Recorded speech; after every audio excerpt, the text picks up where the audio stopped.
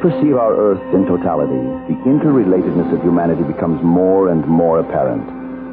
We recognize that the physical elements required for our sustenance bind us, if not yet together, at least to a common condition. The spiritual elements connecting mankind have been regenerated again and again at crucial moments throughout history by messiahs, prophets, and avatars. This phenomena of spiritual regeneration is occurring again in our time. Those with ears to hear are beginning to listen. The voice is that of Bhagavan Sri Sathya Sai Baba, revered by millions as a divine incarnation, an avatar. While described by the London Times as the most impressive holy man in centuries, he himself says his life is his message. He lives it openly and invites the scrutiny of those who would believe, not through blind faith, but through inquiry and reason.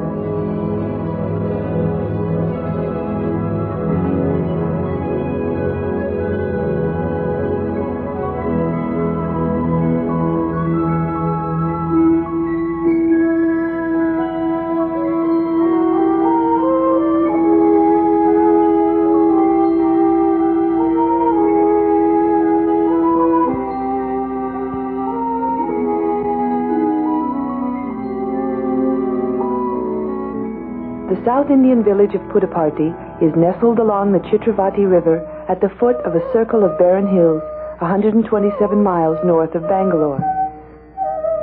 Puttaparthi is too small to be found on any map.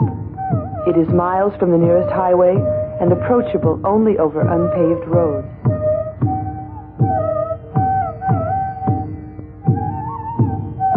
The village is blessed with 3 temples and a mosque. Its people live their lives and farm their land, much as their ancestors have over the past centuries.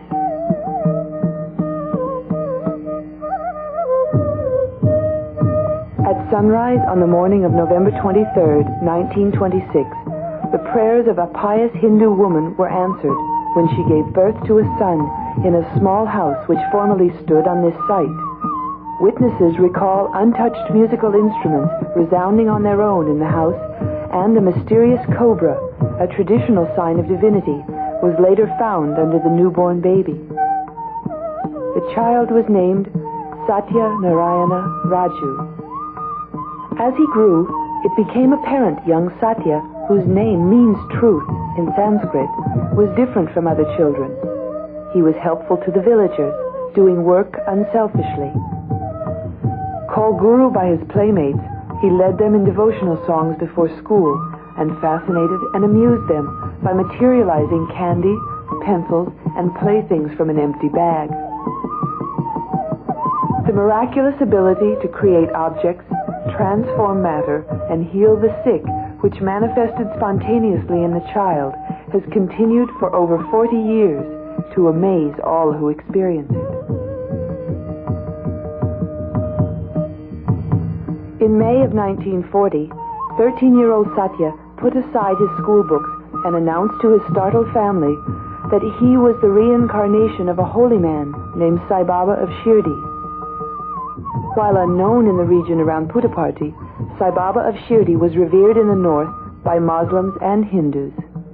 He dressed like a Muslim, but wore ash on his forehead in the Hindu custom. He slept one night in a mosque, the next in a temple. At a time and place where religious rivalries had caused wars, he achieved peace and mutual respect between the faiths by his example. As he was dying, Sai Baba of Shirdi told his followers he would reincarnate in 8 years. 8 years later, Sathya Narayana was born. After revealing his identity in 1940, young Sathya told his parents he belonged with them no longer, explaining his devotees were calling and it was time for him to go. He left school in October of his 13th year and began to gather followers around him. At first, there were few disciples and he lived in comparative obscurity. As more and more began to recognize his exceptional nature, he said to them, "You have easy access to me now. A few years hence, you will have to get a glimpse of me standing miles away. There will be such crowds."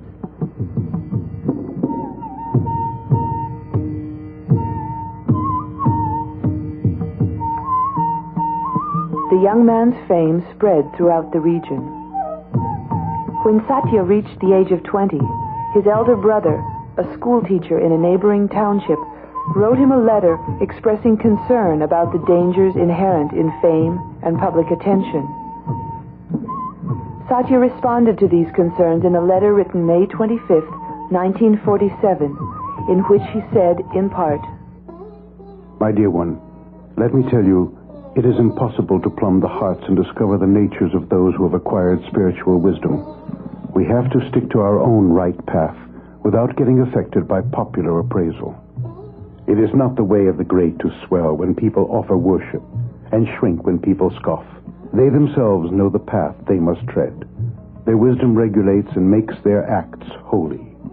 Self-reliance, beneficial activity, these two are their special marks. Why should you be affected by worry as long as I am adhering to these two? After all, the praise and blame of the populace do not touch the reality. They can only touch the outer physical frame. I have a task to foster all mankind and ensure for all lives full of bliss. I will not give up my mission nor my determination. I know I will carry them out. I treat the honor and the dishonor, the fame and blame that may be the consequence with equal equanimity. I act and move only for the sake of mankind.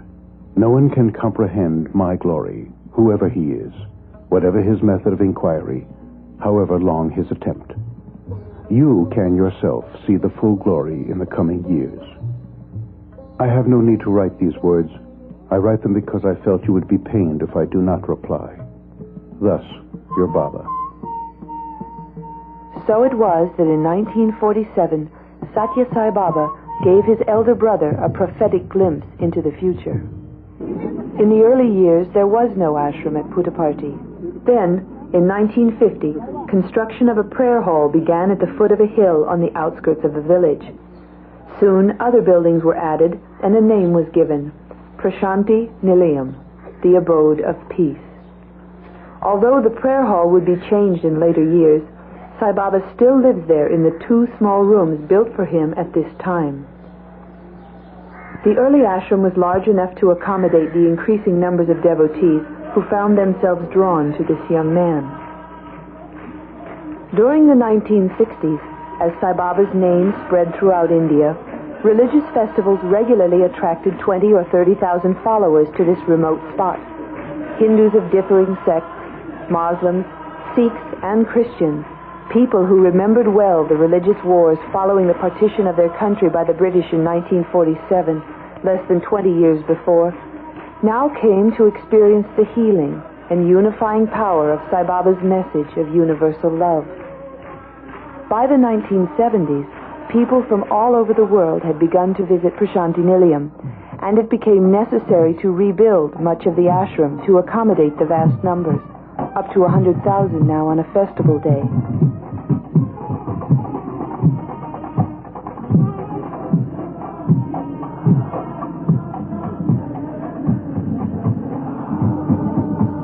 The personal freedom of a carefree village boy gradually had become the confinement of one without privacy, watched constantly by devotees hoping for a look or a word, a willing captive of the love he inspired.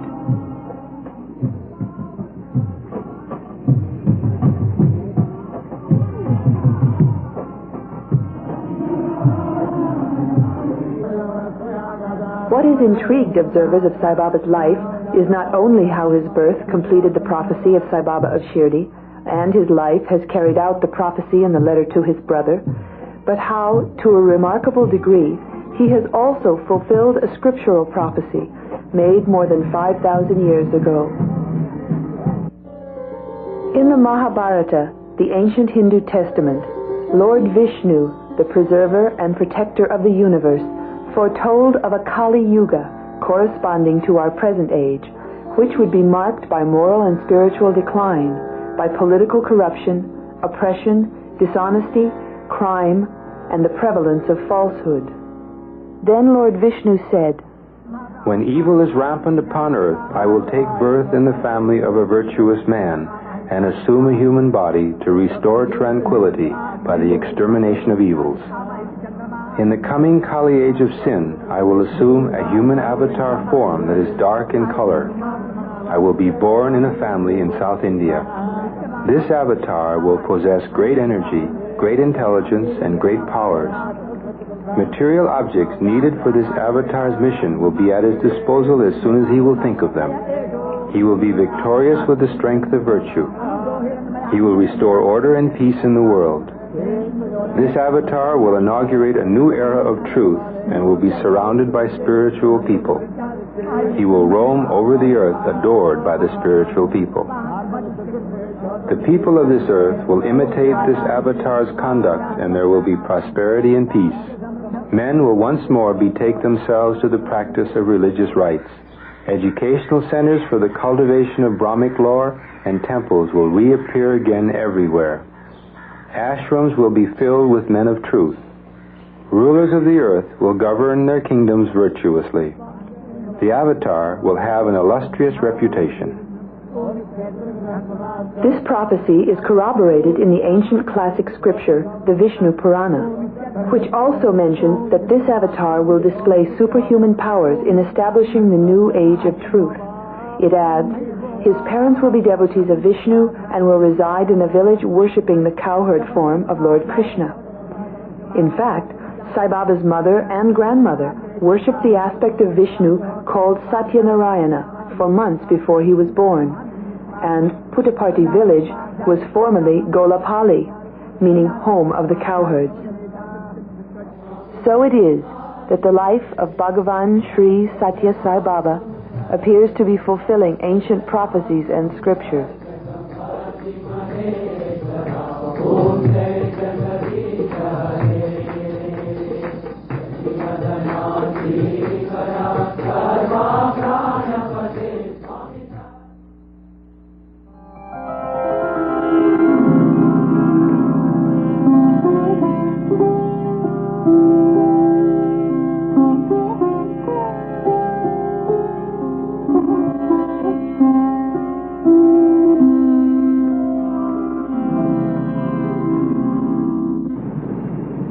The city of Bombay is India, in fact the world in microcosm. It contains the sophistication of contemporary life over a layer of poverty and need which reflects the timelessness of the human condition. The spiritual teachings of Sathya Sai Baba are addressed with directness and simplicity to the hearts of all people. The difficulty lies not in understanding them, but in putting them into practice in daily life. In August of 1976, Sathya Sai Baba granted his first interview to a member of the press. The interviewer was R.K. Karanjia, editor-in-chief of a weekly magazine called Blitz, printed in Bombay with a circulation in the millions. The circumstances surrounding the interview are important in view of the spirit of inquiry with which Sai Baba encourages everyone to come to him. Karanjia was an avowed Marxist and considered himself a sophisticated atheist with no use or regard for the spiritual traditions of his country. Blitz magazine reflected his attitudes. His decision to travel to South India to visit Sai Baba was the result of a challenge made by a colleague who confronted Karanjia with the fact that it was inconsistent to consider himself an objective reporter when he had formed his opinions about Sathya Sai Baba without ever having seen or met him. Karanjia agreed and made plans to go to Sai Baba's ashram. During the course of his visit, he was granted an interview. He later wrote, Baba not only radiated powerful emanations of what I could only describe as spiritual love and grace, but went on to amaze me with knowledge of the most intimate developments affecting my life and work. He appeared also to know beforehand the questions I had planned to ask. As soon as I began asking one, he would stop me with a gentle tap on the knee to begin answering it. I never completed the question. Still, I got all the answers. This experience convinced Karanjia of the truth of Baba's words and inspired profound changes in his life. Much of the following narration has been drawn from Sai Baba's responses during that interview. As we hear his words, We will see him walking among his devotees at Prashanti Nilayam, accepting their letters and occasionally manifesting vibhuti ash. We will see him at Vrindavan, next to the site of the Sathya Sai Baba College for Men, in a rural South Indian village, and at the Dharmak Kshetra, a center for service activities in Bombay.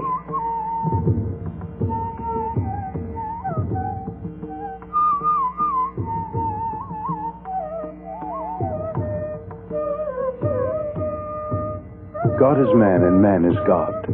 All of us have something of God, the divine spark within us. All men are divine like myself, but with a spirit embodied in human flesh and bone.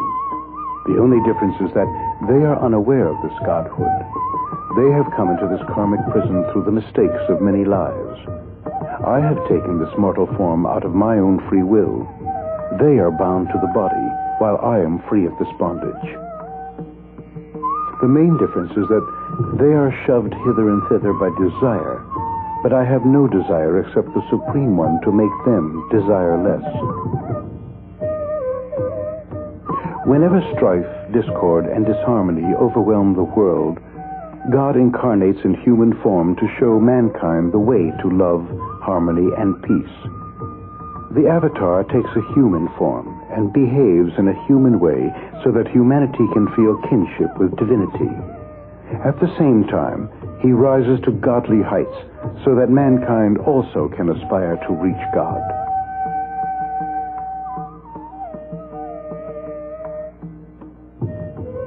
The realization of the indwelling God as the motivator of life is the task for which avatars come in human form. Therefore, in my present avatar, I have come armed with the fullness of the power of the formless God to correct mankind, raise human consciousness, and put people back on the right path of truth, righteousness, peace, and love to divinity. The vibhuti ash I materialize is a manifestation of divinity with a potent significance as well as symbolization. It is symbolic of the cosmic, immortal, and infinite nature of all forms of God, Atma, or the Spirit. That is, what is left when everything worldly, transient, and changeable has burnt away. In the first place, it is symbolic of the life-death cycle in which everything ultimately reduces itself to ash. For dust thou art, and unto dust shall thou returnest. Ash or dust is the final condition of things. It cannot undergo any further change.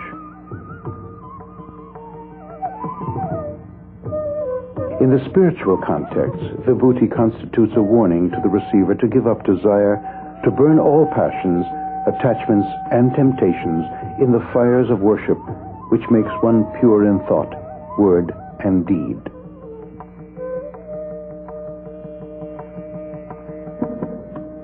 It is in order to press home this lesson that I materialize ash for those who come to me with love and devotion. Like the other materializations, it also acts as a talisman, healing the sick and giving protection to those who need it. It is a symbol of divinity, quite different from magic trickery. My powers to protect, heal, save people, and materialize objects originate in God and can be used only by an avatar.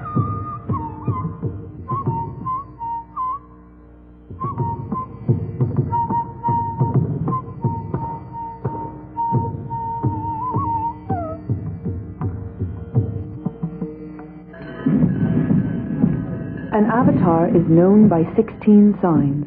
The first 15 are control of the 5 functions of the body, control of the 5 senses of the body, and control of the 5 elements of nature. These qualities are attainable through spiritual practices and disciplines. It is the 16th quality, unattainable through human evolution and existing only in the descent of the divine incarnation, which brings Sathya Sai Baba's miraculous powers into perspective. Called omniscience, omnipresence, and omnipotence, it is infinite consciousness. Einstein recognized the law in nature which says energy equals matter multiplied by the square of the speed of light, E equals mc squared.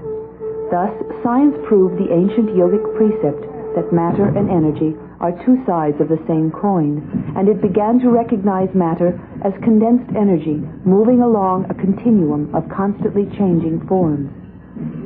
The transformation of matter to energy and energy into matter occurs at the speed of light, in the realm of light, that same light which has been perceived throughout time in all religions as divine energy. An avatar is able to materialize and dematerialize objects, to direct his awareness throughout the cosmos, to move with the speed of light, and use the power of light in his mission. Unencumbered by demands of a body or laws of nature, his consciousness is one with the primal energy of creation, and is, therefore, infinite. To one with infinite consciousness, free even from space and time, what may appear to us as miraculous is the simple interplay of primary forces.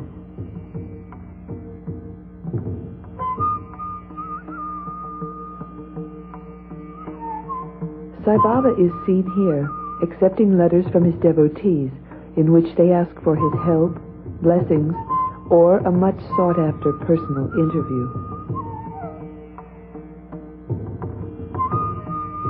The miracles I perform belong to the boundless power of God. So far as I am concerned, they are evidence of my divinity. It is not by any means an exhibition of divinity. All performances of magic, as you know, are done for the sake of income. These are tricks of the magician's trade. They constitute a kind of legalized cheating, the transfer of an object from one place to another by a trick of the hand which goes unnoticed. They involve no city or miraculous power. What I do is quite a different act of creation. It is neither magic, nor is it city power either. For one thing, I seek no return. For another, I do not cheat people by transferring objects, but I create them. Again, I do so not because of any need or desire of exhibition of my powers. For me, this is a kind of visiting card to convince people of my love for them and secure their devotion in return. Since love is formless, I use materialization as evidence of my love. It is merely a symbol. Most people desire talismans symbolic of my protection, so I provide them. When they are in trouble, they feel the grip of the ring, bracelet, or watch to remember me and call me to their rescue so that I can help them. On the other hand, if I give them something they cannot wear, they are likely to store it and forget about it. These trinkets or talismans give people a sense of security and protection they need in time of trouble or crisis, and create a symbolic link covering the long distances between them and myself. When the devotees need me, these objects flash the message as if by wireless, and I instantly come to their rescue.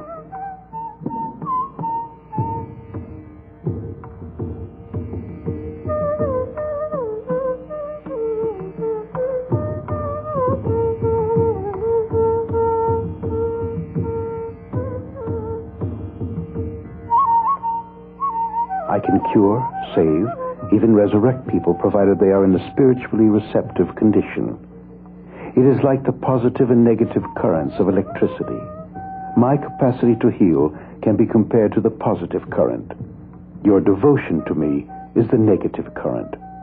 Once the two come together, the devotion provides what is called the miracle of healing. It is man's mind that is really responsible for his illness or health. He himself is the cause or motivator of either. So when it comes to healing or curing, the necessary faith has to be created within his mind for the purpose.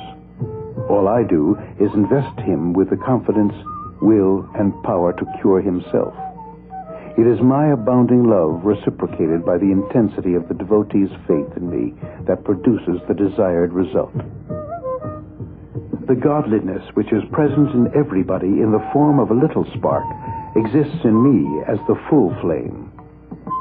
It is my mission to develop every little spark of God in everyone to the fullness of the divine flame.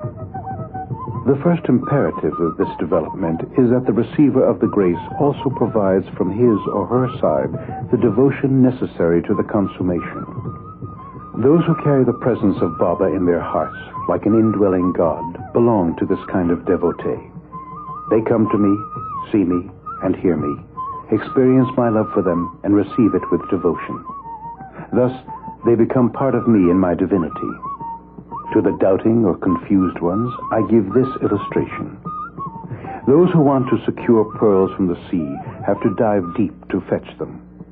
It does not help them to dabble among the shallow waves near the shore and say that the sea has no pearls and all stories about them are false. Likewise, if a person wants to secure the love and grace of this avatar, he must also dive deep and get submerged in Sai Baba. Then only will he become one with me and carry me in his innermost heart.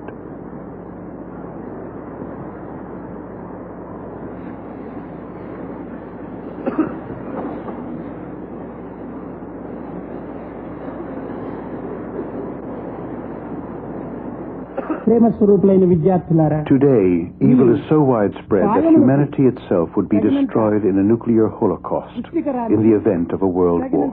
It is to prevent such a catastrophe that this avatar has come to raise human consciousness and save the world from disaster.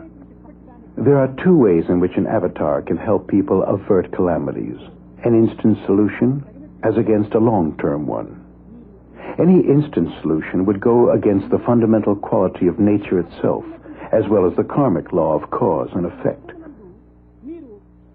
Most people live in the material world of their desires and egos, which is governed by this law. They reap the fruits of their actions. This brings about their evolution or devolution. If the avatar intervenes to instantly solve their problems, it would stop all action, development, even evolution.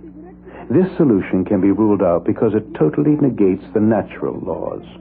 The other and more effective alternative presents a long-term solution whereby the avatar leads the people themselves to a higher level of consciousness to enable them to understand the truth of spiritual laws.